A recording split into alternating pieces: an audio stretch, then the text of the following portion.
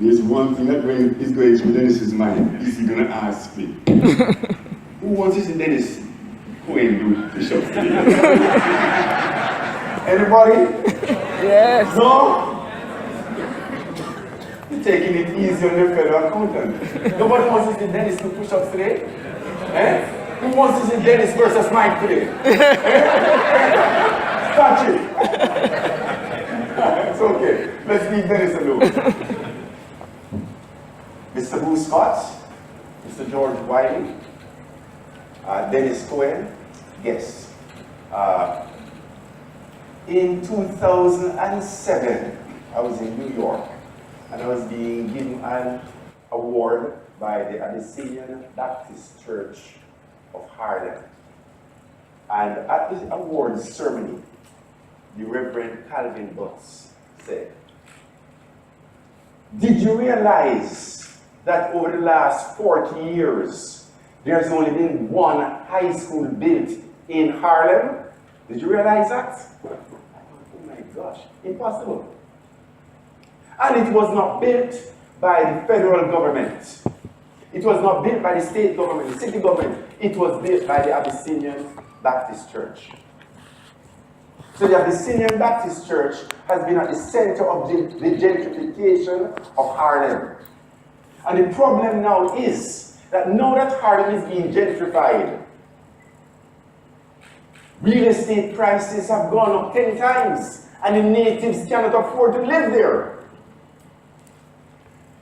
When I heard that, I thought to myself, we are working hard to gentrify Jamaica.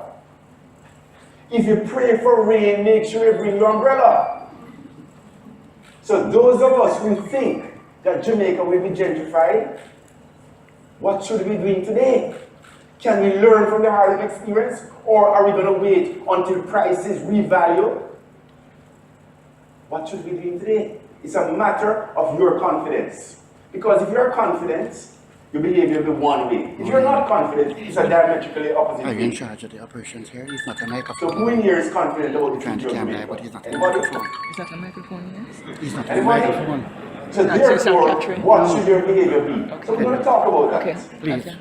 Okay, I graduated in 1969 from Excelsior High School. And I was fortunate.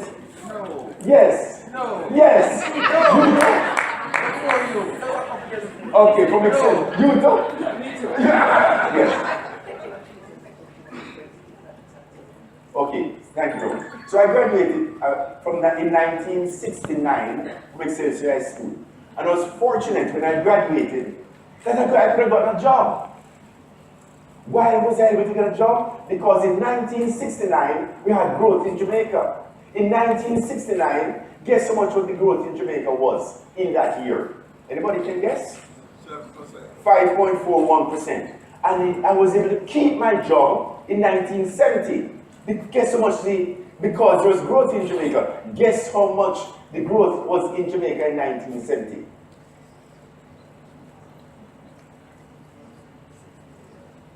Guess. No guesses? In 1970 it was 11.69%.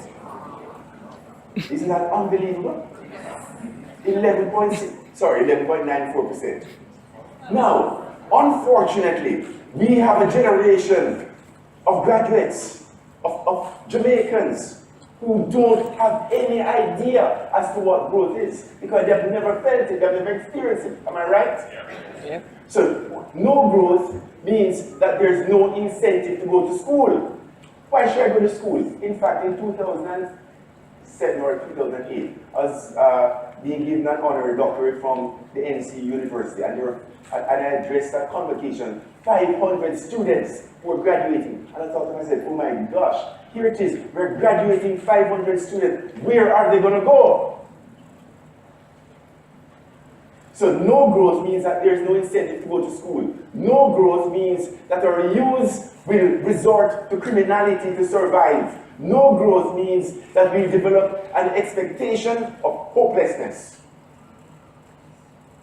Also, the conditions that created low growth will also create the following realities. A devaluation of all assets. A devaluation of all assets. If any one of us took our home and moved it to Cayman, what do you think your home would be worth there? How many multiples? Anybody can guess? Anybody can guess? One guess. Ask you hard. 6 times? At least 4 times. You take your house up and move it to Cayman, it will be worth at least 4 times. So we have had the conditions that created low growth has also created a devaluation of all assets in Jamaica. In 2013, we were looking at taking NCD public on the New York Stock Exchange. So the NCD team went up and did 65 meetings from London to America to Canada in 10 days. 65 meetings in 10 days. And in every meeting, you know what we're told? Beautiful house in a poor neighborhood. That's England. Beautiful house in a poor neighborhood. In America. Lovely house in a bad zip code. Oh my gosh, what do you think we felt? Patrick, you remember? How do you think we felt? And I'm sure in other ways you've heard the same message, right? And at the end, we said, okay, how much are you going to give us for this bank? They said 70.75 times book value. 0.7 times book value. This is a bank that has shown profits like no other growth, like very few banks in the world. 0.7 times book value. I said, okay, how much would you give to us if it was in a good zip code? They said 2.5 times book value. That's over 3 times as much. So all our assets are devalued. The conditions that created low growth not only has caused devaluation of all assets, it has caused a poverty spiral. It has caused low confidence by all of us. It has caused immigration, corruption, poorly educated graduates, a decimation of our middle class, devaluation of societal values, devaluation of our currency, and general apathy. That's what we have done to ourselves. And we call ourselves right. We sit here and call ourselves right. Yes, we did this to ourselves. Shame on all of us. We cannot hand this baton to the next generation. Who agrees?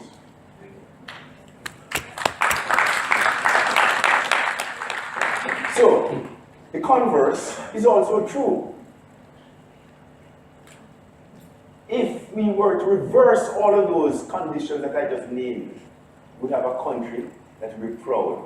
So, what are we going to do to revalue all assets? What are we going to do to lower crime?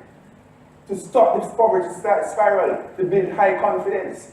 Stop immigration and have immigration. What are we going to do to eliminate corruption? What are we going to do to make sure our students are highly educated at graduation? What are we going to do to rebuild our middle class? What are we going to do to avert the devaluation of societal values? What are we going to do to avert the depreciation of our currency? And what are we going to do to stop national apathy?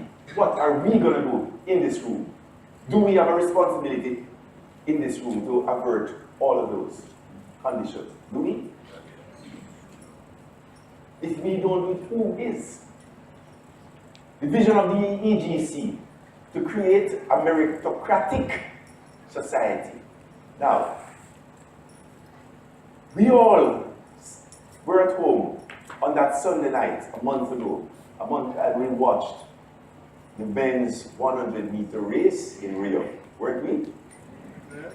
9 men went down. On your marks, question. How many of those 9 men were Saudi Arabian princes? Pardon? Lord? How many of those 9 men were born with a golden spoon in his mouth? How many? Any? No. None. That which you watched, that field that you watched that Sunday night is the ultimate meritocracy. Am I right? Because 7 billion people, half of 7 billion, the main population of the world, could have been there that night, they could have qualified, right? 3.5 billion people could have qualified. So where you have a low barrier to entry, a meritocratic situation, that's what you see. So our role is to make sure that we build a society whereby all can compete and only the best, the ones with the most desire, only the ones who persevere, only the ones who are willing to do the hard work will win. That's the society we want to build. That's the vision of the EGC. That every Jamaican, there must be a clear path to fulfillment and prosperity. For every Jamaican, there should be jobs and opportunities here at home. For every Jamaican, there should be access to world-class healthcare. For every Jamaican, there should be a national pension fund providing retirement in dignity. That's what we want to build right here, and we have the potential to do it.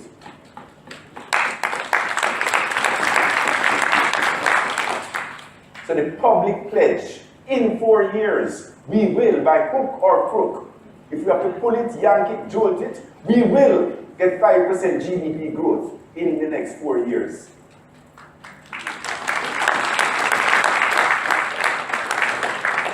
So, hold on. When I made a statement on the 22nd of April 2016, on the 28th of April, I got up the morning and said, what the hell did you do? What the hell did you say? Because 5% GDP growth is 25 times the average over the last 10 years. 25 times. So we have a lot of work to do, ladies and gentlemen. We have a lot of work to do. So how are we going to do it? Well, the methodology. We listened to the majority of stakeholders in Jamaica. Our role is to design and advise of a plan. Then monitor and report on the implementation of the plan and sell and motivate so that every Jamaican will know exactly what 5% GDP growth means to them. That's the methodology. Fortunately, notwithstanding what has happened over the last 10 years, over the last 20 years, over the last 20 years, GDP growth has averaged 0.5%. Since independence, 1.62%. So it has started off since independence over the last 54 years, 1.6% average.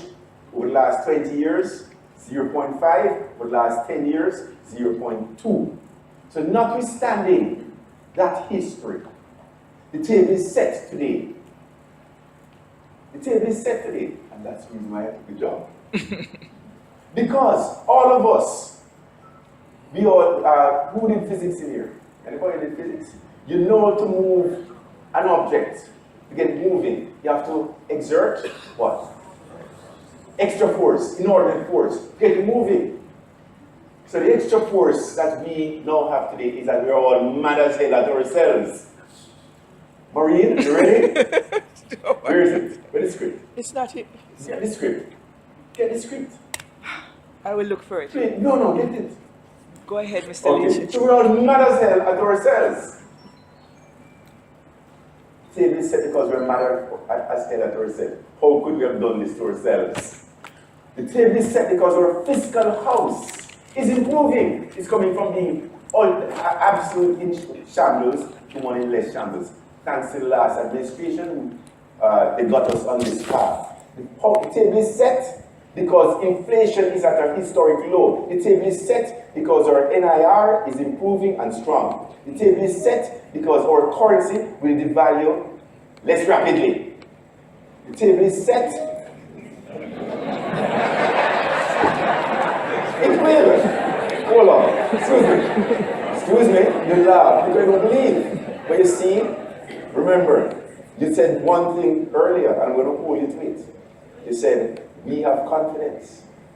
Do you think if all of us had confidence, the valuation would be as it is? Yes or no? Exactly. So why you laugh? You're laughing at yourselves. You're saying, you said it, but you're not going to really act it. That's what your laugh told me. Is that what it meant to you already? Right? The table is set because energy prices down 50%. Now, can you imagine We have an opportunity here. Energy prices down 50%. But you think it's going to stay down forever? Pardon me? So therefore, financial minds of Jamaica, what are we doing right now to hedge it permanently? Are we doing anything? Mr. Cohen, what are we doing right now to hedge these low prices permanently? Are we doing anything? Yes or no? Nothing, so we're just going to let it go back up and do nothing and then we're back into the same parangles. Are we going to do that? So, collectively, we have to ask ourselves, what are we doing to hedge this oil price, these low oil prices permanently? And the only way to hedge it permanently is to own oil companies. That's the only way. That's a permanent hedge. So how can we nationally put our resources together and buy an oil company? That's what we should be thinking about. The table is set because telecom price is down by over 90%, which means an entire new industry, the BPO industry, the KPO industry, has been spawned.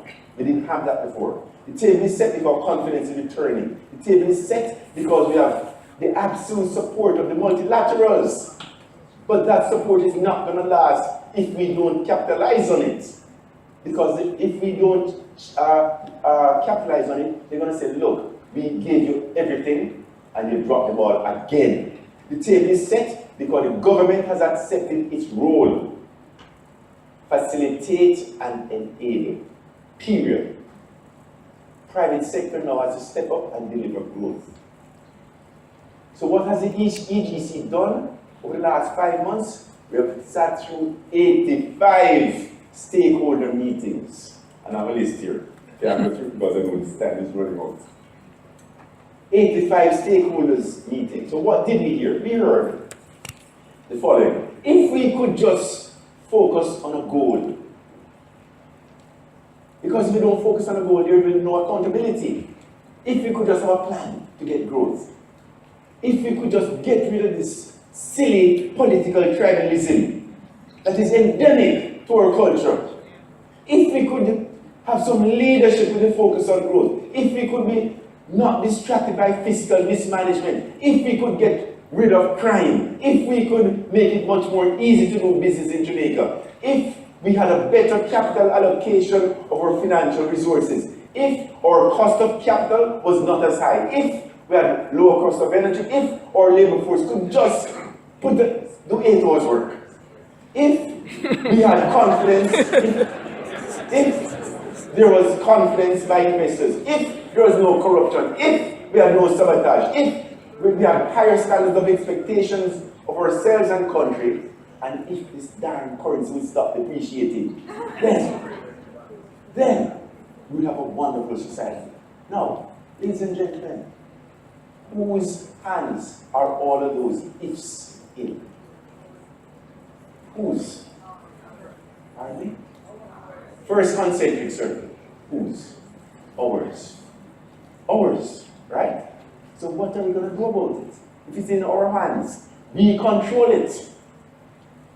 Okay, so that's what we heard.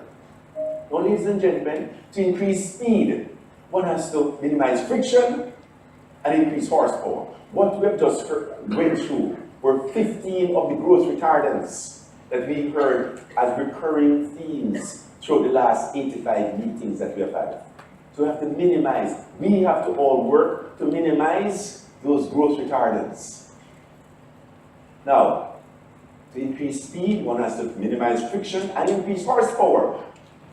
So before I get into the horsepower drivers, having gone through the 85 meetings, we listened, we collated, we distilled, and we are reflecting what we heard. These are not or the EGC's native thoughts. We're reflecting what we heard from the 85 stakeholders in the form of that report that you all have.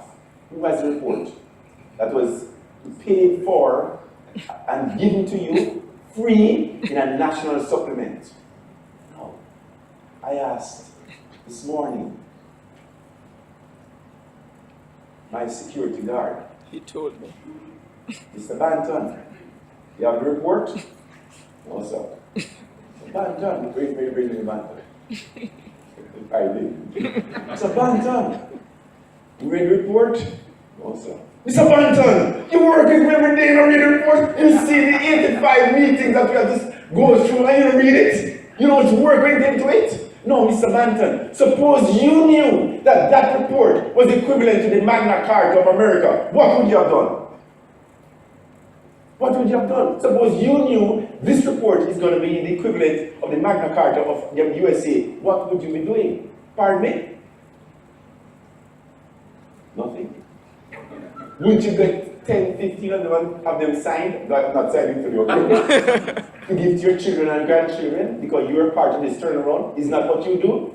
So ladies and gentlemen, let's not be inert. Okay, so what are the policy initiatives? I won't tell you either. So, implementation is now in progress. Implementation is now in progress. That's the next phase. Which a very successful man once said to me, Mike, you want to be successful? Yes, sir. Well, success is 1% strategy, 99% execution, implementation. So we're just done 1%. We've just done 1%. The EGC cannot do it on its own. It needs consensus or many hands make light of heavy work. We need for everybody in this room to ask him or herself, what is my responsibility towards 5 in 4? What is my responsibility towards 5 in 4? And I'll say, let us distill it down to one simple thing. I have to have confidence. I have to have confidence. Because if I have confidence, then what? Who's going to speak on behalf? Or you're hiding. You're not hiding. You have it? But if I have confidence, then what? Will your behavior be different? Will your behavior be different? Well, ladies and gentlemen, I'll start by saying, I'm the one who opened my big mouth and said 5 in 4 publicly. So do I have confidence? Is my reputation on the line? So can I trust that I'm not in a canoe in the middle of the Atlantic and you hold the rope? Can I trust that? Pardon me? Eh?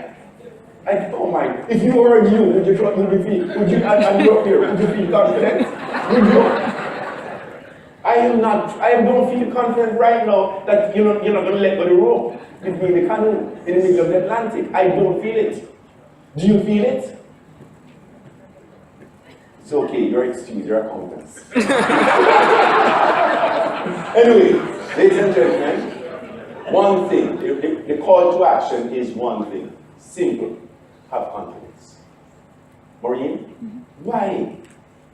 Because we're mad as hell. Come on up here. This is what 85 stakeholders heard.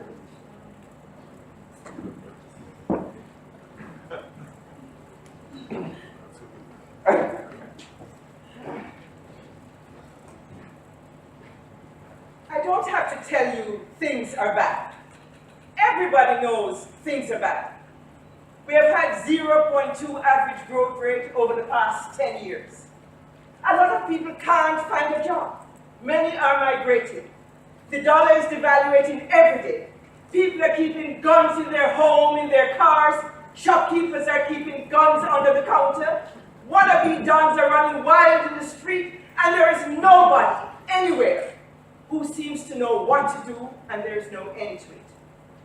We know the air is unfit to breathe, and our food is unfit to eat.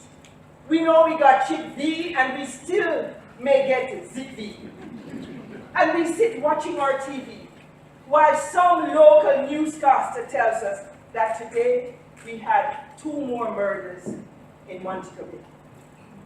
And a young girl's body was found by the river, as if that's the way it's supposed to be. We all know things are bad. Worse than bad, they're crazy. It's like everything, everywhere is going crazy. So we don't go out anymore. We sit in the house behind bars, and slowly the world we're living in is getting smaller. And all we say is, please, please, at least leave us alone in our living rooms.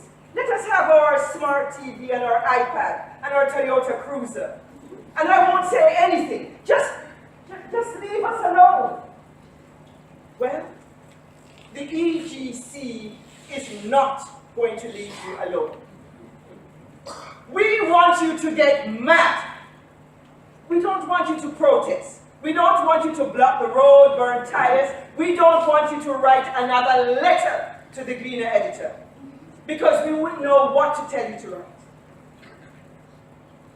I don't know what to do about this low growth rate, the devaluation, the high electricity rate, the corruption, the lotto scam, the squatters, and the crime in the street. All I know is the first thing you have to do, you've got to get mad. You've got to say, I am a human being. God damn it! My life has value. So I want you to get up now. I want all of you to get up. Bruce!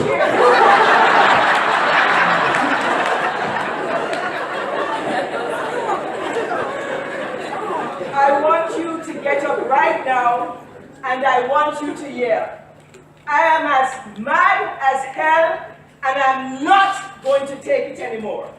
I am mad as hell, and I'm not going to take it anymore. Wow. No, that's not good enough. One more time. One more time.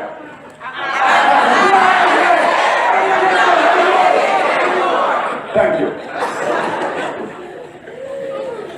Ladies and gentlemen, as part of we will have a signing of a memorandum of intent by the government, by the opposition, by private sector entities, by the unions on Wednesday at the National Arena. And we intend, and it's going to be broadcasted live, national TV, national radio, and you're all invited again. Remember, if you had an opportunity to witness the signing of the Magna Carta, what would you do? Thank you very much.